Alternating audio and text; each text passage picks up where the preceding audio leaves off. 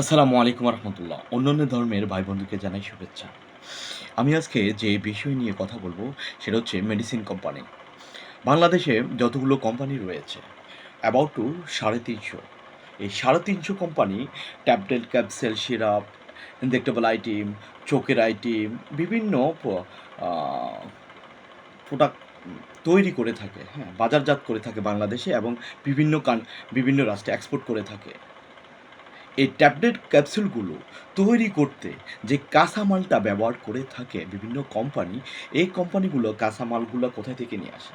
কেউ সুইজারল্যান্ড থেকে নিয়ে আসে, কেউ জার্মানি থেকে নিয়ে আসে, কেউ ইন্ডিয়ান থেকে নিয়ে আসে। আমি আর আপনি কি সেটা জানি? না।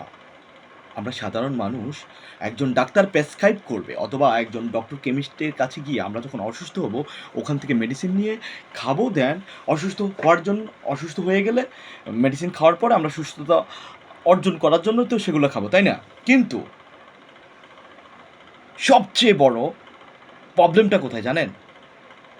নিম্ন কিছু কোম্পানি আছে, থার্ড ক্লাস কোম্পানি, কিছু কোম্পানি রয়েছে, এরা কাঁচামালটা একবারে নরমাল রাষ্ট্র থেকে এনে, মানে খুব নিম্ন নিম্নমানের এনে আমাদের এই বাংলার জনগণরে খাওয়াচ্ছে। সে ইনফরমেশনগুলো সাংবাদিক ভাইয়েরা দেওয়ার কথা ছিল, কিন্তু গত ১৭টা বছর কেউ কি দিয়েছে? কেউ কি নিউজ করেছে?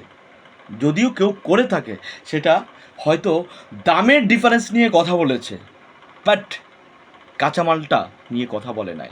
বললেও ভালোভাবে যখন ইনভেস্টিগেশন শুরু করেছে, পাবলিকরে যখন বলছে, তখন চুপ হয়ে গেছে টাকা খেয়ে। আমি যেটা ১৫-১৬ বছর দেখেছি, হ্যাঁ? অনেকে নিজের স্বার্থ, নিজেকে ভালো রাখার জন্য, গাড়ি, বাড়ি, ধন সম্পদ ভালো করার জন্য, হ্যাঁ?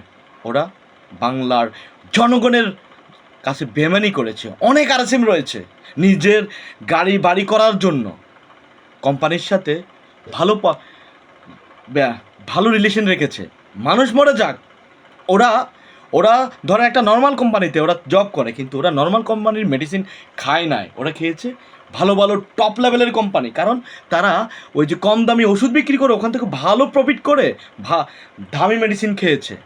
তো এসব কয়েকটা কোম্পানির আরএসএমের বিরুদ্ধে আমি মোটামুটি কিছু কাগজপত্র রেডি করেছি। ইনশাল্লাহ ইনশাল্লাহ কয়েকজন সাংবাদিক ভাইয়ের সাথেও কথা বলেছি, এদের নামে নোটিশ করা হবে, হ্যাঁ? তো আমার কথা হচ্ছে যে সামনের দিকে যারা জার্নালিস্ট আছে তাদের কাছে একটাই রিকোয়েস্ট, আপনারা অন্তত এই ৩৫০ কোম্পানি কীভাবে চলছে, আমাদেরকে এই যে হজবলভাবে মেডিসিন খাওয়াচ্ছে, হ্যাঁ, ডাক্তারদের প্রেসক্রিপশনের মাধ্যমে বা ডক্টর কাম কেমিস্টের মাধ্যমে, মেডিসিনগুলো কি আসলেও আমাদের জন্য বেটার না খারাপ, না শরীরের জন্য একসময় আমাদের এই শরীরটা ধ্বংস হয়ে যাবে, তখন মেডিসিনও আমরা নিতে পারবো না, তখন হয়তো আরও কোথায় যেতে, বিভিন্ন রাষ্ট্রে যেতে হবে অসুস্থ হলে সুস্থতার জন্য। অতএব এগুলা দেখার দায়িত্ব হচ্ছে জার্নালিস্ট যারা আছে, তারাই ইনভেস্টিগেশন করে আমাদেরকে আপডেট নিউজ দিবে। প্লিজ প্লিজ জার্নালিস্ট ভাইরা সেদিকে লক্ষ্য রেখে সামনের দিনগুলোতে কাজ করবেন। আদারওয়াইজ আপনারা না হলে কিন্তু পরকালে আল্লাহর কাছে দায় দিতে হবে। কারণ দুদিনের দুনিয়া, মৃত্যু কনফার্ম।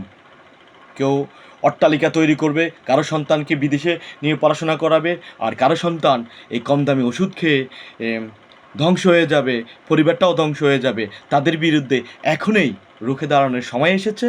ইনশাল্লাহ বা যারা এই কর্মে লিপ্ত রয়েছে তাদের বিরুদ্ধে আইনি অ্যাকশনে যাওয়া উচিত। আমার থেকে অনেক আপডেট পাবেন। সবাই দোয়া করবেন। আসসালামু আলাইকুম রহমতুল্লাহ।